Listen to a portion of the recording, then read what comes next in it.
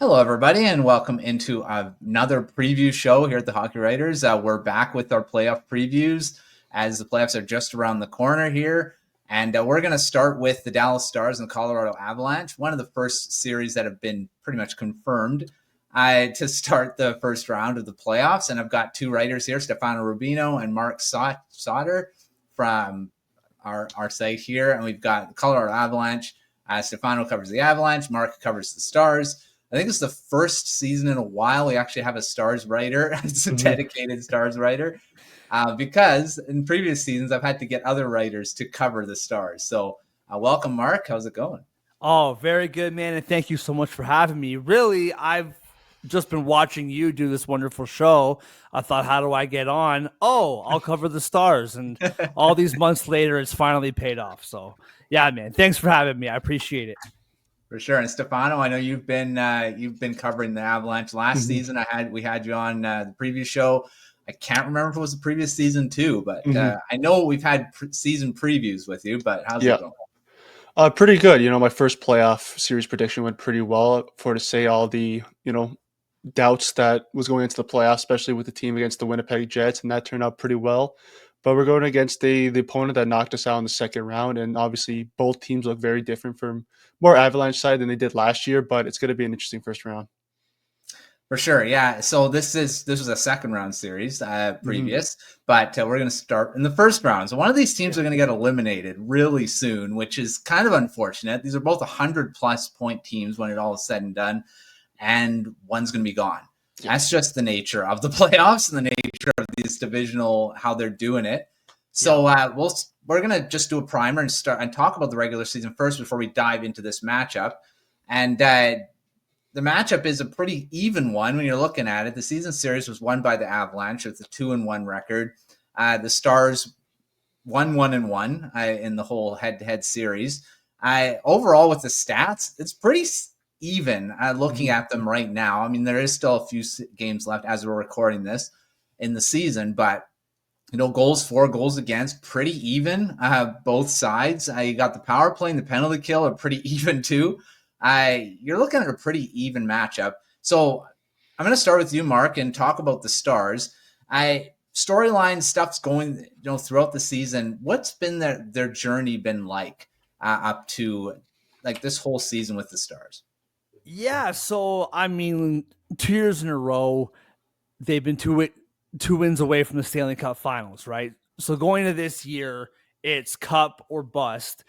And at the beginning, it was pretty good October, but by Christmas, it was very much like the road record was 500. They weren't really scoring consistently. Their power play was god awful. Their penalty kill was really good, but it was like they're good, but we expected more. And then January 1st hit, and they have been the best team in like the league since then. The most wins. Power play has skyrocketed. Penalty kill has been very good still. Their goal scoring has been phenomenal. Jason Robertson has been, I believe he's in the top 10 in goal scorers since January 1st. Wyatt Johnston is, I think, the 11th in points since January 1st. So from that standpoint, it's been phenomenal.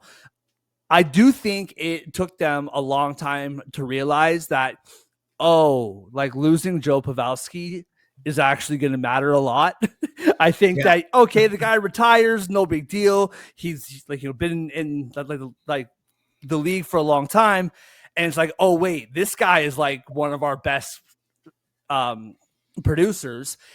And so Tyler Seguin, Mason Marchment, and Matt Duchene were incredible for the first 2 months. Mm-hmm. And then Tyler Seguin goes down. Then Mason Marchment goes down. And that's just kind of been in this year, trying to figure out like on the fly. Mm-hmm. obviously now it's been all this awesome 2025, and they've picked the worst time of the year to just hit the breaks, right? 7-game winning streak, and now we all know, I mean, like Vancouver guy right there, we all know the historic debacle that happened just a couple days ago. Yeah. So yeah, like but so it's just been this really high hopes, kind of mediocre, and then awesome, and then now we're kind of going back down to mediocre, and it's just kind of leaving Stars fans wondering, what are we like getting come next Saturday? So it's been a roller coaster ride, to say the least. For sure, and it's probably the worst time to start to go into that type of a thing when just before the playoffs. You don't want to back into the playoffs. You want to be on a roll going in. 100%. Right? So that's not a good thing. I mean, I honestly, I shut off the game after the second period. Stars up 3-0. I'm like, yeah, this is probably done. And looking at back out, it's like, oh my gosh, it's 5-5. And I couldn't believe it. But I was like, what the heck? What happened? Yeah. So I mean, the Canucks stayed alive for a little longer there, but got eliminated the next day. So I have a little bit of a boost, I guess, to look back on for the season. But yeah, the Stars still really strong team going into the playoffs, even though maybe a little bit of a scare to end the season, at least to that one. But they do have a couple games to kind of maybe wash that taste out of their mouth to end the season. But we'll see how that all goes. All right, shifting to the Colorado Avalanche. Stefano, I mean, there's a lot of stuff that's happened throughout the season. Starting with the goaltending, they changed both their goalies, which is unprecedented, I think. I don't think any team's really done that, changed their whole crease and been successful with it. And then, of course, trading Mikko Rantanen to the Dallas Stars, who now are going to have to deal with him in a playoff series for the first time. So what has been their journey like? You talk about roller coaster. It's been the same for this. You could really create the same link really to the Dallas Stars, but in the sense of the Dallas Stars, they have their core guys, players. They just weren't producing, they weren't getting the results. And they had no reason to change. You had your goaltending, you had your forwards. You dealt with injuries, but you knew when they came back, they were going to produce. The Avalanche didn't. Their goaltending we thought after that Winnipeg Jets series was going to be, okay, Georgiev bounced back. We don't need him to be a world beater, but we need him to be solid. Dallas exposed them. And starting 13-12, when you were a team that had Nathan McKinnon and Cale Makar, Mikko Rantanen at the time, you can't start 13-12, especially with how tight looking now the standings were. They went 13-6-6, 13-8-4, and they get those extra couple points. And maybe we're looking at still Jets Avalanche, but maybe we're looking at home ice advantage. And so when you look at the series of the team now versus the team beginning, you give a lot of credit to Chris McFarland and Joe Sakic, who I think McFarland's going to be easily top 3, top 5 in my eyes when it comes to voting for GM of the year. Obviously, you want to look at if you would come in first, obviously, but when you look at how tight the division was and how he had to redo the bottom 6, redo the top 6, redo the goaltending, and go from at a time where they were 7th in their division, and now they're going to finish 3rd comfortably in the series. It's really a surprise. And obviously we had a lot of knock on wood, thanks to help to Makar not being hurt a lot, Nathan McKinnon not being hurt a lot. The defense was very structurable. They didn't have to make a lot of changes. It was always just getting guys healthy. They had set a record this year. They were one of the most teams with the most skaters. They're going to have even more today. They lost to the Kings, but they dressed 2 new guys. I think the record is now up to 47 different skaters on the season. And that just goes to show that the health wasn't there. And you look at times where you look at the seasons of where, man, if we could have just grabbed a point in overtime, a point in this, you got to give and take what you can. They're happy they're in the playoffs. They could have been still fighting for a wild card spot, but McFarland and Sakic knew that they need to strike early. They couldn't wait till the trade deadline with Georgiev and Jussi Annunen. And they got lucky that the guys they brought in played very well. And like how Marc said, that now they're setting McKinnon. They're going to look at sitting McCarr, Taves the next couple of games, get them healthy. But Blackwood hasn't been as good as that honeymoon suite was when he first came in. Wedgwood's still been very good. Natchez, that honeymoon suite of when he came in, he was producing like he never left the team. He kind of tapered off. And so now it's just a matter of getting healthy, finish the season, grab a point or two where we can, and just looking into, again, next Saturday, because we're locked in third. Can't go up, can't go down, but barring everything that started the season with the Rantanen contracts and Landeskog now finally skating, couldn't he make a debut on next Saturday? He skated yesterday. He's playing again today in a back-to-back game. Does he fit in the lineup next Saturday? Barring everything that happened, they should be really happy with how the season is overcome. Yeah, lots of adversity. You're looking at it. They say with the goaltending at the beginning, it was bad. I mean, to put it mildly, I mean, it really, I thought, could have derailed their season. Both goaltenders over a 3 GAA, under a 900. They were winning or losing games in a shootout, which that can happen in the regular season, but you can't take that risk in the playoffs when you're against teams like Dallas who can match your scoring, or against the Jets who you're just going to get out goalied or play the fort and lock defense.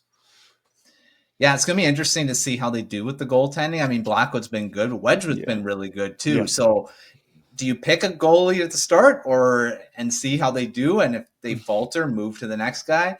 I mean, it's not usually that way. You pick a guy usually during the playoffs, and that's who you run with. But I think that's changing over time. So we'll see how that all plays out. So on that note, let's talk about some of the players that are going to be in this series. I mean, we know the big one, Mikko Rantanen, is going up against his old team, a team that he played for his entire career up to going to the Carolina Hurricanes. He's going to be a big guy. I'm sure, Mark, you're going to talk about him. Anyone, this doesn't have to be stars. It could stars of stars. It doesn't have to be the big guys, but you can talk with some of the depth guys. Who should everyone be watching in this series for the Stars?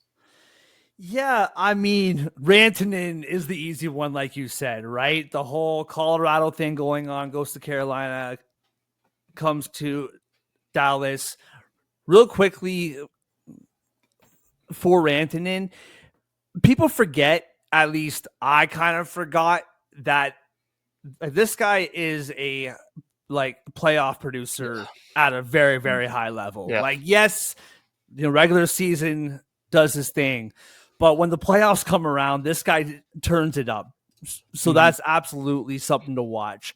One thing, and I mean, this guy's name is going to come out a lot, and it might seem, I don't know, but Jason Robertson is a very good goal scorer. I mean, 34 goals this year, 79 points. Most of those coming from January 1st on, like we talked about. But Wyatt Johnston, he produces, but he plays the right way all the time. Whether he's producing, whether he's not, he's always working hard, digging deep, winning puck battles, playing good two-way hockey. When Jason Robertson is not playing well, he just completely disappears. And that can't happen, especially first round when you're playing the Colorado Avalanche. And you don't have Miro Heiskanen for at least the first couple games, maybe the whole first round. So your margin is already super thin. So Jason Robertson, I'm definitely looking at. And the depth scoring as well. Dadonov, 19 goals. Very good season. Maverick Bourque has been playing very, very well once again since January 1st. That's kind of the whole theme of the Dallas Stars season. So to me, the top six, there's not really too many big question marks besides Jason Robertson, but it's the depth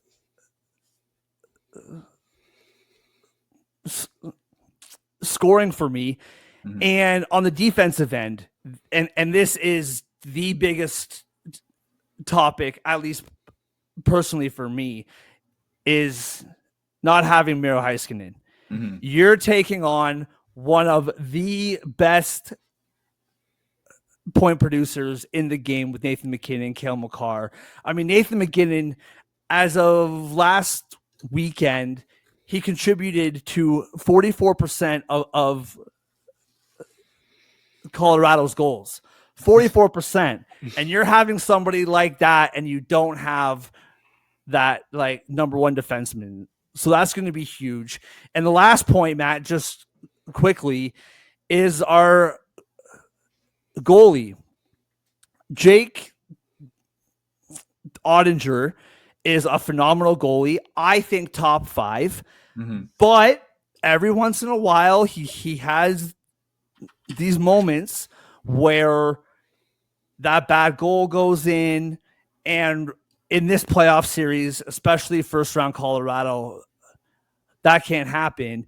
I actually think Colorado has a with the two goalies, you can kind of, I don't know, one doesn't play well, put the next guy in. Mm-hmm. Dallas doesn't really have that, man. Jake's your guy. And so that's going to be fun to watch as the series progresses as well. And yeah, Wyatt Johnston, that's the last point too, is he's just been playing so well. But we all know it's the second season that's really matters. So for sure. I mean, look at Wyatt Johnston. He did produce in the season series, had 5 assists. He led the Stars in scoring in the season series. Jason Robertson had 3 goals. So I mean, these guys they've produced against the Avalanche, which is a good sign. Matt Duchene also had 4 points. So I mean, all the big guys came to play. So I mean, if that continues, you're gonna be pretty good and pretty well off. But yeah, I do agree with the goaltending. That's going to be something that's going to be interesting. Ottinger has shown in the past to be very good in the playoffs. In that Flames series, he was their best goalie. I mean, he looked like just an eraser out there. I mean, he couldn't beat him. But I mean, yeah, he does have those games where he doesn't look as good, and you have no one to fall back on. Casey DeSmith is an okay backup, but you don't really want to rely on him to take over and have to be the goalie. No. Which is, while the Avalanche do have potentially 2 guys that, I mean, they don't have a lot of playoff experience, which that's going to be a thing, but I'm sure you'll talk about that, Stefano. So let's shift to the Avalanche and talk about their players to watch. I mean, of course, Rantanen's been always the guy we talked about in the past. He's not there, but Nathan MacKinnon, Cale Makar, those are the obvious guys. But anyone else on the Avalanche? Lots of new players from the trade deadline, and even some maybe younger guys that could potentially step up. You did mention Landeskog too, so lots of guys that who should be watching. As much as I want to say, obviously, Makar and MacKinnon, I'm going to go with the newer guys, Brock Nelson and Martin Necas. We put a lot of money into Necas. Obviously, when you lose a Calva or Rantanen, that hurts, especially with this playoff experience. Necas, Carolina has always been that part where they couldn't break through the second round, potentially even the third round. 11 goals, 19 assists, 30 points in 59 games. He's young, he's fast, he's quick. What can he look like in this system playing in the West now? Obviously, when he had to play in the East, he was playing with the guys like the Islanders, versing up against the Rangers, big, heavy teams against like Shesterkin. So obviously, he's going up against good goaltenders as well. But the biggest I want to see is Brock Nelson. He was the package that really set the playoff stature. Last year, we really saw a complete 1-line to 4th-line takeover against the Jets that looked like there were 0 errors. Part in hand that Hellebuck looked like a sponge out there. It had holes in his game at times, did not look like himself. So you can't really put too much stock in it. But then right against Dallas, it was back to a 1-line. Bottom 6 couldn't do much. Defense were trying their best, but they weren't getting help with their goaltending. And so you get into this guy who, when you look at the deep Islanders runs, when they were really good, when they had that elite goaltending and offense, 2019-20, 9 goals, 9 assists, 18 points. The year after, 7 goals, 5 assists, 12 points, 27 goals, 23 assists, 50 points in 78 games. This is a guy that shows up in the playoffs, and they sent a haul. You can say what you want about draft picks, about prospects, about the future. They want to win now. I loved Callum Ritchie. I interviewed him. He was such a guy that I wanted to see him develop. I thought he could have been a 2C, potentially 1C in the future, but he's 20 years old, and by the time he's hitting his peak around 24, 25, McKinnon's in his 30s, Landeskog's not going to be in the league, McCarr's heading into his 30s. So you got to get a guy that can win faceoffs, win the puck, and score. And yeah, you move players, you move picks. I want to see him come in and help the line. Avalanche for Barrio Nunn say it's a one-line team. If you shut down McKinnon, you're not getting much else. And now health is on their side, and I really hope that we can really see what Brock Nelson can do, because the Islander teams the last couple of years when they were in the playoffs just didn't look much. Their structure weren't a lot, especially this year. And now hopefully with guys like Valerie Nichushkin, Arturi Lekin, and Jonathan Drouin, he can really use his playoff stature, and that's what I really expect to come up big. Yeah, Brock Nelson, I mean, the Avalanche, I think, have been searching for that second-line center that Nazem Kadri was, in the playoffs too. And I think they've missed that. I mean, of course, Casey Middlestad, they were hoping was going to be that guy. Unfortunately, that didn't work out, and they had to trade him and get Charlie Coyle, which, I mean, he could potentially be a pretty good he hasn't really produced, I don't think, since he's come. But not as much as we've seen previous in Boston, but again, if history tells, he's a big playoff performer. We've seen it with Boston. And if he can notch these greasy goals in the front, get on the fast break, that's all we can ask for. Yeah, so I mean, lots of we mentioned with McFarland being maybe a GM of the year candidate.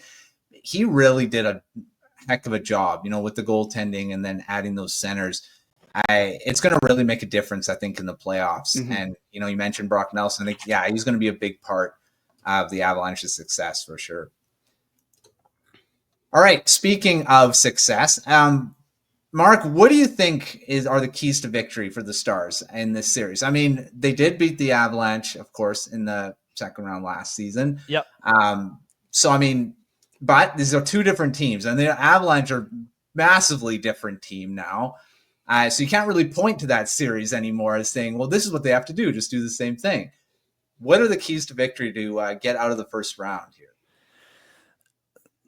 So for me, first, it would be the home ice.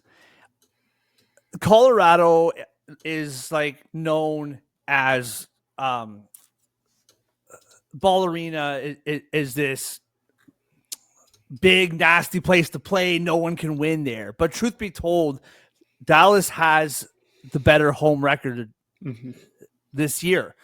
And so those first two games, you have to get one, maybe two. Last year, they finished the regular season 17-4, and then promptly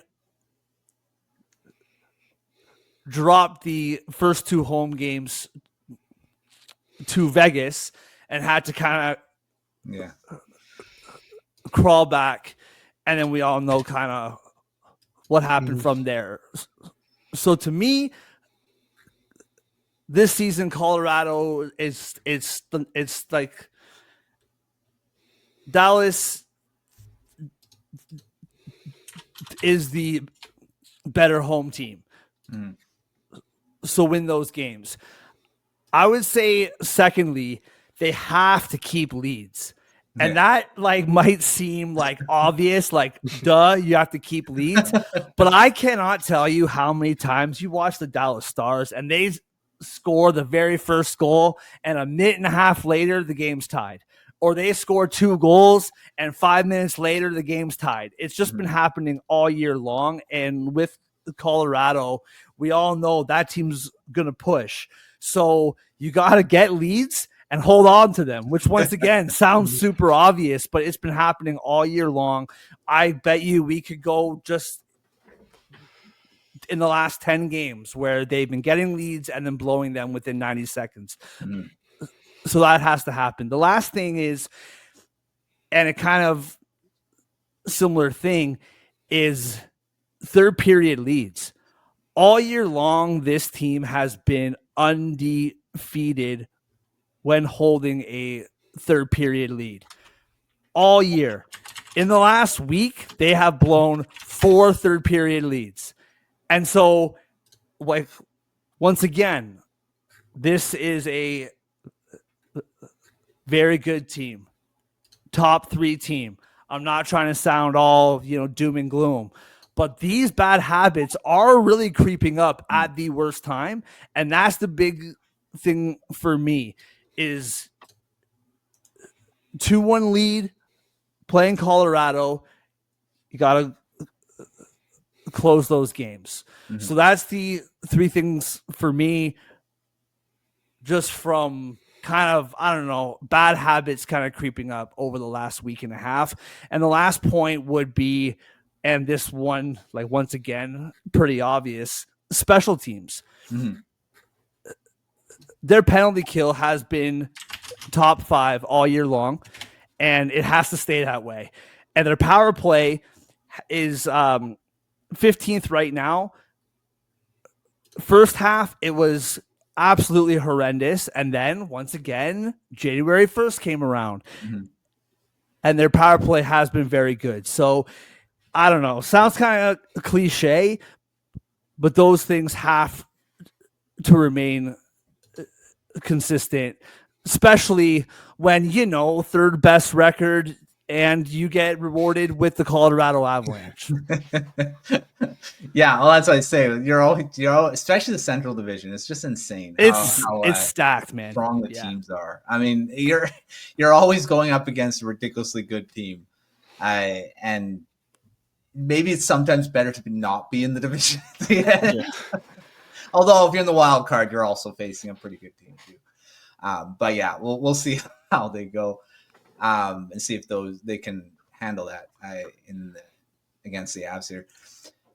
All right, Avalanche. What are their keys to victory, Stefano? I mean, they've got the 2 big guys, Nathan McKinnon, Cale Makar. Of course, they're going to need them to keep producing. But what are the keys to victory to beat the Stars this time around, rather than getting eliminated by them again?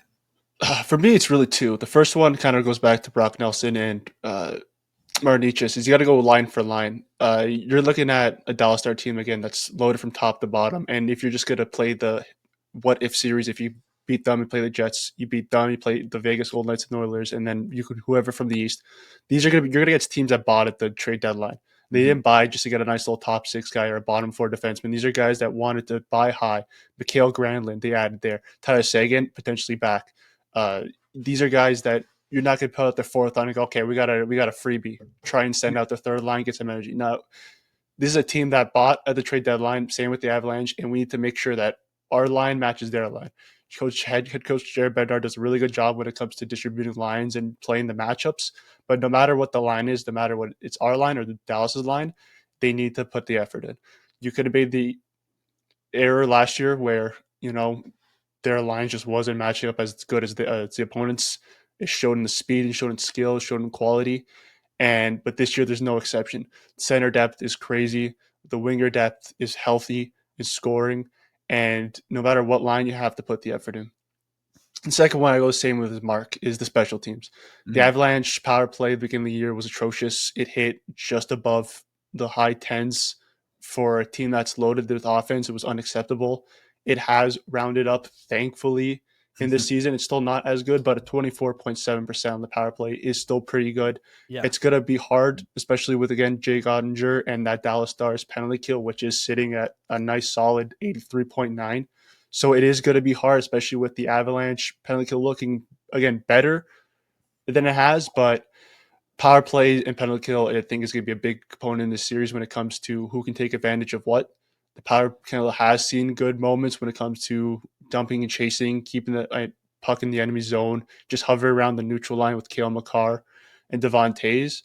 But the power play is going to need to strike. You cannot miss on these opportunities when it comes to it. Obviously, again, it's going to be hard, but that can't be excuse when you're throwing out the quality of the power play that they are.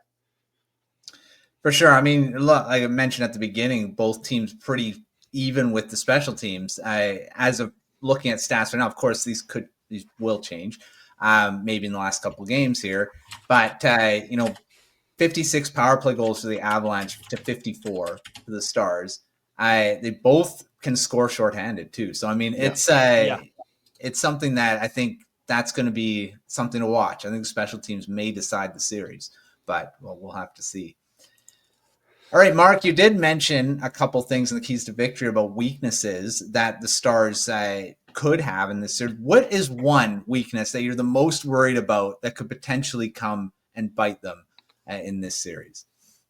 It has to be not having Miro Heiskanen.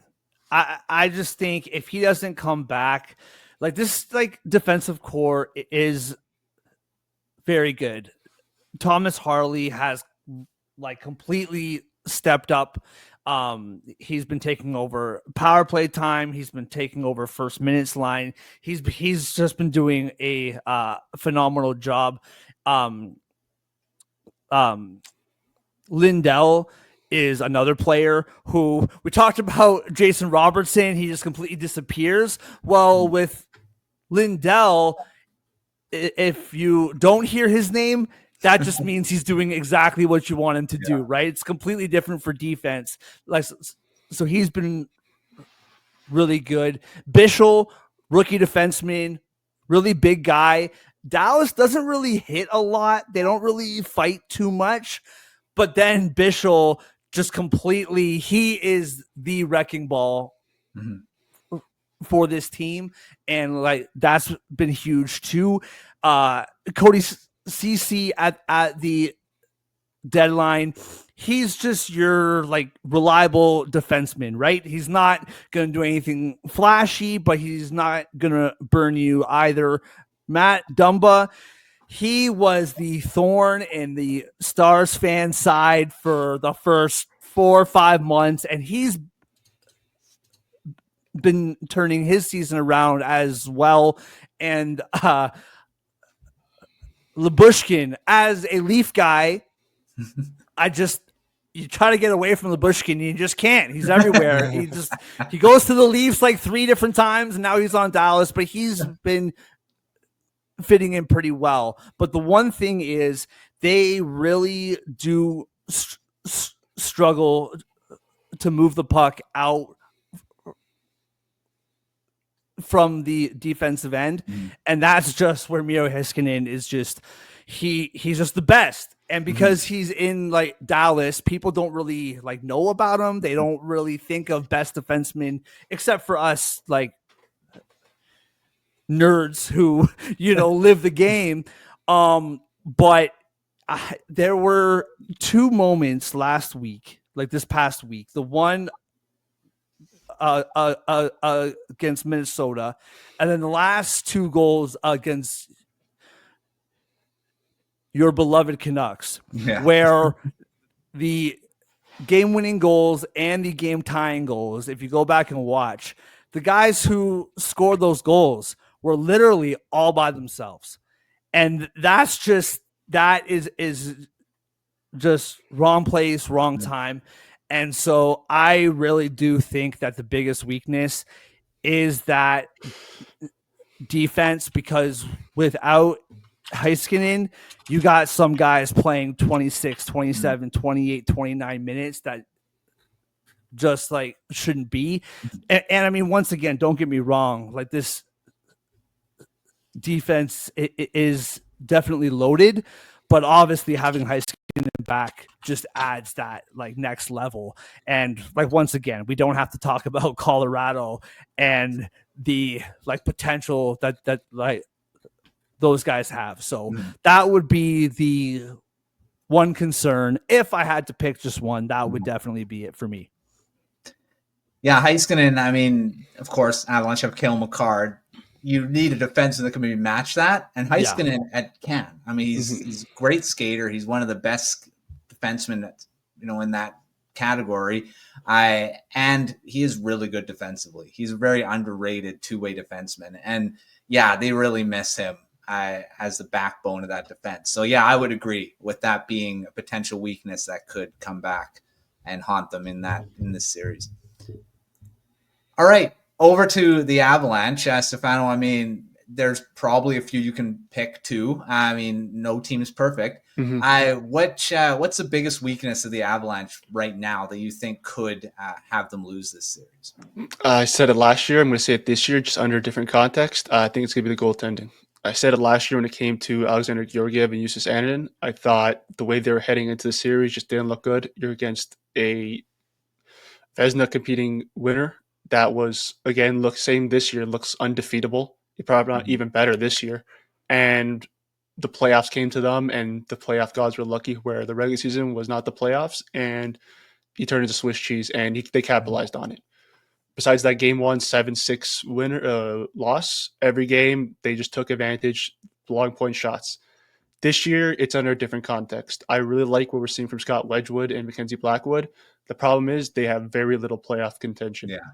Scott Wedgwood did get 3 playoff games in during his time with the Stars during 2022-23, but they posted 862 and a 228 in 3 games, 0 losses, 0 wins. You could say that is experience. I can't really explain much, but when it comes to playoffs, it's a different style of game. Everyone always says it that at the end of the day, you can have 100 points in the playoffs, but score only 4 in the playoffs. Excuse me, I said that wrong. But you don't know what they look like. Blackwood coming from, a Devils team that thought that he could be the guy, moved over. What can he look like in his first playoff game against a stacked team? Wedgwood has experience. He's been through a lot of winning and losing seasons. He's been with a lot of teams that went to the playoffs. He hasn't got a lot of action. So he is probably going to be more comfortable. But you probably still go with Blackwood game 1. And it's just, can they get those jitters out of the way? I think if what we see from game 1 and 2 can be I don't want to see a big deterrent, but a big realization of what could come, especially you have to pull a goalie, maybe go to a different one in game 2. But if they can get over that hump in game 1 and just remain calm and look like how they have during the regular season, then I think it'll be much easier. For sure. And I mentioned at the beginning with the goaltending experience that Ottinger definitely has a lot more of it. And he has looked really good in the playoffs in the past too. So that's definitely, I think the goaltending does go the Stars' way here. If, like you say, the regular season is the same as the playoffs. But like we've, with Hellebuck, that wasn't the same. And that's with a lot of goalies, actually. I mean, you have a really good in the regular season and they just can't do it in the playoffs for some reason. But we'll see how that all goes when the goaltending, when they do go against each other. All right, let's move to our quick fire round. And these are all just quick 1 or 2 sentence answers for these. So we'll start with our X factors for the series. We always love doing these because these are the ones that doesn't have to be a player. It could be a situation too. So I'll start with you, Mark. What could be an X factor in this series for the Stars? I definitely think Tyler Seguin. He was on a very good pace at the beginning of the year. He's been out since December 4th. Him, Marchment, and Matt Duchene were an incredible line, and they will probably put those 3 back together. I know he hasn't played in a long time, but if that line can get rolling again, that would be a huge boost for the Dallas Stars. So I would say Tyler Seguin. All right, Stefano, what about you? I want to say who I think you're going to say, but I'll let you go. I'm going to cheat here a little bit. If we're talking a big X factor, that's someone that can really change the line, I think it's going to be Gabriel Landeskog. Yeah. If he does look really good these next couple games and you can insert him into the 3rd and 4th line, play him 10 to 12 minutes, you're not expecting, 2021 McKinnon, Rantanen, Landeskog line just completely dominating. You're going to have him banging, checking on the penalty kill, just being a menace. But if he isn't going to be there, I think it's going to be Cale Makar. I think when you look at that defense, like Mark said, that the outside just not being as good on paper. They can't obviously always compete on ice. On paper, something different. But I think if Makar can maneuver his way like how he has throughout the season and take advantage of some of the defensive capabilities that we've seen from an Ilya Lyubushkin and a Matt Dumba, where they can't compete with the skating level of a Cale Makar, I think he can really make a difference.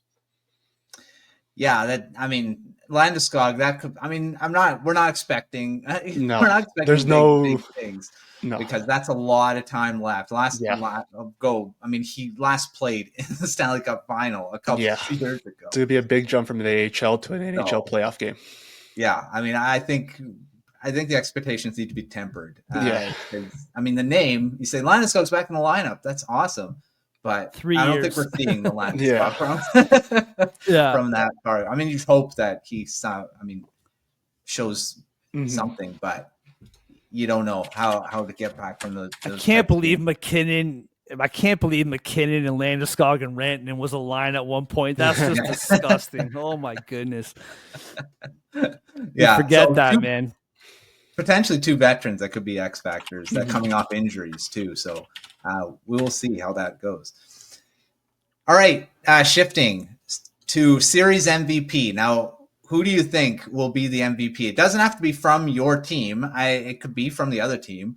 But who do you think will be the MVP of this series? And I'll start with you, Mark. Yeah, probably tipping my hand to who I think will win this series a little bit, but I think Wyatt Johnston.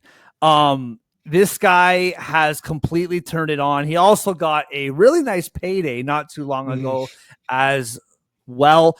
In the month of March, 12 goals, 3 assists in 15 games, 4 goals in 8 games in February, 5 goals in 15. But once again, 15 points, 9 points, 18 points in the last 3 months. He's just on an absolute heater. I think that I think he will be the most valuable player for Dallas.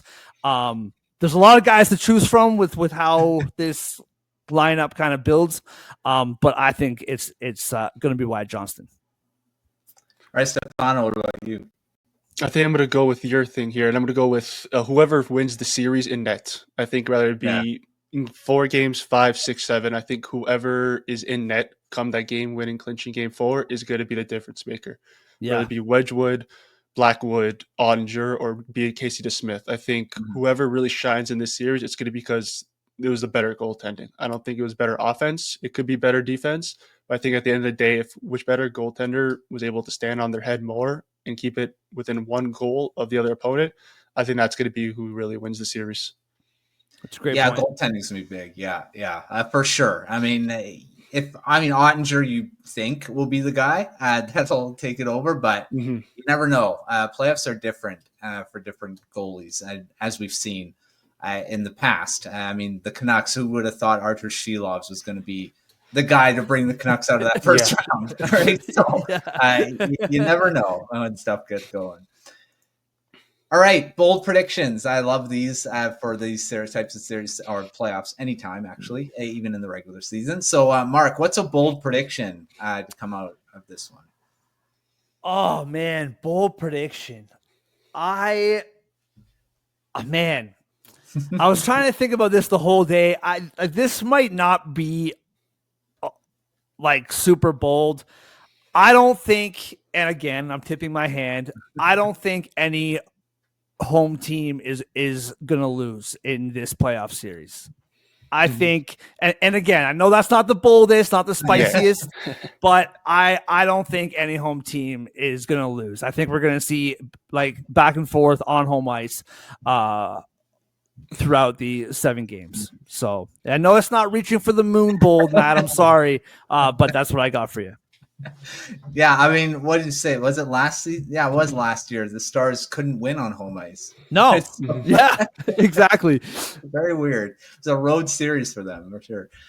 Stefano, what about you for a bold prediction? For me, I think it's going to be that the Avalanche capitalize on their historic regular season performances against the Dallas Stars. And I wrote about this on how it's regular season versus playoff is different, especially looking at last year against Winnipeg where we got swept and we got the goal differential of plus 15. So you can throw that out the window. But the Avalanche have always had their number in the regular season heading to the playoffs. And there's no better time with how the Stars have been playing now. Granted, they have 3 games left and they could lose these last 3 games and completely look like a completely different team that we've ever seen. But I think going into the playoffs healthy and compared to last year, I think we're going to use the element of surprise and really show them that this is a different team than last year. and be able to use our advantages against their weaknesses. Yeah, I mean, the playoffs haven't been kind to the Avalanche against the Stars for sure. So we'll see how that all goes when it gets going. So, and on that note, let's go predictions. Final predictions for this series, and we'll see who is right and who will be on this show in the next round. So, Mark, I'll start with you. Who is winning this series, and in how many games? Yeah, I've been tipping my hand a little bit. I do think Dallas wins this series in 7 games. I don't think it's going to be, 4, 5, 6. I do think this will go the distance. I am definitely worried about the like last week and a half, 2 weeks. Ultimately, I just think Dallas is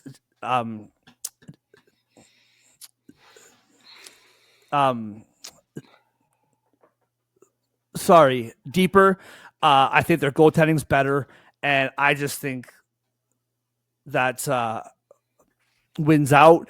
For Colorado, obviously McKinnon, Makar, 2 of the best players in the world, no doubt about it. I just think they have too much scoring that those 2 guys have to be there for. And yes, like they have Brock Nelson. I just like the depth that Dallas has, and I do think that wins out. All right, Stefano, so what do you got for a series prediction? I'm going to follow the trend. I'm going to go Avalanche in 7. Love it. They brought up to 6 last year when they weren't looking that great. They got the Game 1 thriller in overtime. They had a good home win in Game 5. I think it's just going to be a completely different series that we saw last year when we're comparing different matchups. I think you can't really show last year to this year. Obviously, the home record versus the away record. I think this is going to go to 7. I think just off a Avalanche fan wise and a hockey fan wise, I think everyone would be shocked if this was 4, 5, 6 even. I think we should all see 7 games just from how well they play. But I think this could be, they show a lot more effort they can from last year. They match up a lot better this year. And I think that this is the time to really, give them a little payback last year, especially what Matthew Zator did, and really, stick the dagger in their heart in 7 games. All right, I'll go. It's going to be tough. I think it's going to be a 7-game series too. Yeah. I'm going with the Stars though. I think the goaltending is going to make the difference here, and I think Ottinger is the better one. It's going to be a tough series though. It could go either way, but I think Ottinger is going to make the difference. Because he's going to have to be really good. Stop, McKinnon, Makar, and they've got a lot of depth. The Avalanche too. And the Stars do have quite a bit of depth when 1 through 4 with their lines. And I think it's just to finish. I think make a big difference not having Logan Stankoven. I think he was a big difference in the playoffs last year, and they don't. Yeah, he was. So I mean, obviously Rantanen probably will make up for that because he was really good in the playoffs too. So. We'll see. It's going to be fine. I think Rantanen's going to be I always love guys that come back and play against their team in the playoffs that they were part of for a long time. I think he's going to put up a lot of points in this series too. So I didn't give my series MVP. I'm going to give it to Rantanen for that. So see how it all plays out. But I think it's going to be 7 games. All right. Well, thanks, Stefano. Thanks, Mark, for coming on the show and previewing this series. We'll see who comes back for a second round here and keeps going. But make sure to check out everything at thehockeywriters.com for all of our preview stuff all throughout the playoffs, the coverage that we will be doing, recaps, takeaways, all that fun stuff we'll be doing like we did last year. So make sure to check all that out.